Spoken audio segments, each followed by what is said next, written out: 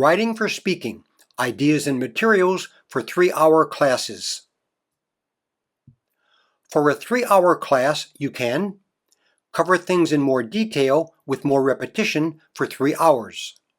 Or cover the unit as usual for 2 hours and use the 3rd hour for variety, test practice, and FaceTime. First, focus, frequency, and FaceTime. The Trio board game has 45 questions in 3 colors, so the game can be used 3 times and never use the same question twice. Each time with new partners and a new focus. For example, follow-up questions, comments, use first, second, third, and new vocabulary. The rap party could be used as test preparation, with the focus on using first, second, third in every answer. In the 3rd hour, you could focus on one aspect. For example, put students into trios and use their TOEFL essay for longer conversations and to practice for the conversation test. FaceTime. While they are in trios, one at a time, they go to meet with the teacher. Second, variety. The Teacher's Resource website has 42 supplemental activities. To keep this video short, there are minimal instructions for each activity. When you download activities from the website, detailed instructions are included. Here's 18 pronunciation activities, at least one for every topic. Here's 24 activities, over half of them are mated to unit topics. 3 are directions, 4 are frequency. Here's my top 15. This is a great first week activity, but you can use it anytime. They fill out their schedules, exchange with their partners, and lively conversations amongst strangers ensue. Information gap pair pronunciation. Each student must pronounce and comprehend words that sound alike. Bat, bet, beat, light, right, white, at least 40 times. This is a fun, repetitive, anytime activity. The better their English, the quicker they can guess the state. There's also one for countries, and video instructions are included. This is a great activity after you show their pronunciation problems from the placement test. Instead of passively listening and guessing, students must pronounce clearly. There will be confusion. Great. Clearing up that confusion improves their English. If there's enough time left in class, I have been known to say, everybody get 2 new partners and do it again. This is a great first or second day activity for shy, total stranger freshmen. Meet, mingle, invite out, and exchange basic information. For names and numbers, clear pronunciation is important. This board game in the book has 45 questions, divided into 3 colors, yellow, blue, pink. They cannot all be covered in one class, so the first time, students use just the yellow questions.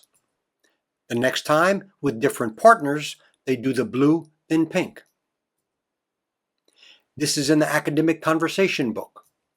It has 48 questions, so you could do the even numbers one week and the odds another week. Or do a different color every week. Directions. There's 48 states here, and everybody knows the location of 16. So, everyone asks 16 questions and gives 16 answers and spells 16 states. Could you please slowly and clearly spell Massachusetts? Street directions, same instructions. There's 48 businesses here, and everybody knows the location of 16. So, everyone asks 16 questions and gives directions 16 times. The nightclub is south of the big round building to the right of the pharmacy. How to get there directions. The teacher picks any two items, for example, the toaster and the hamburger, and gives directions. Students follow the directions, and hopefully their line looks just like the teacher's. Describing faces, clothes, hair, and patterns. Teacher says number 1 and describes a face. Students put a 1 in the circle next to the face they think was described. This could even be a fun first day placement test. If they know bangs, they are pretty good in English. Frequency is used frequently and rarely correctly. It's a very good skill indicator. Whatever students do, they should have the ability to say how often they do it. There's always 6 groups of questions, so dice can be used for fun. Instructions are needed only once. It's meant to start conversations, not to be a questionnaire. So, if a conversation starts, go. Trivia contest! To build team spirit, you can put students into groups of 3 with their test partners. For example, name 5 sports Koreans are Olympic champions. Name 5 hobbies for loners. Name 5 U.S. states that begin with the letter A. Preposition test. This test takes only 7 minutes, and you could add it to the placement test on the first day. However, I suggest waiting until after midterm. It's available as a Google test. Post-test. If time allows, you could give this on week 13. It takes only 6 minutes. This is not part of their grade, so you could also use it as an instant feedback class activity.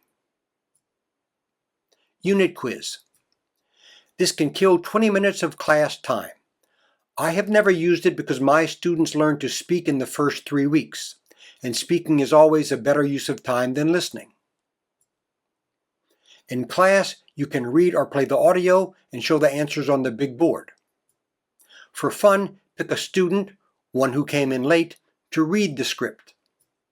That will show them the importance of practicing pronunciation. Big finale. Repetition versus variety. After midterm, as attention span decreases, the need for variety increases. Every 3rd hour you are faced with a choice. Can they be repeated one more time, or do they need some variety? Repeating too many times can get stale. Variety is fun, but it needs instruction. I suggest, whatever you do, do it more than once, because new partners provide repetition and variety.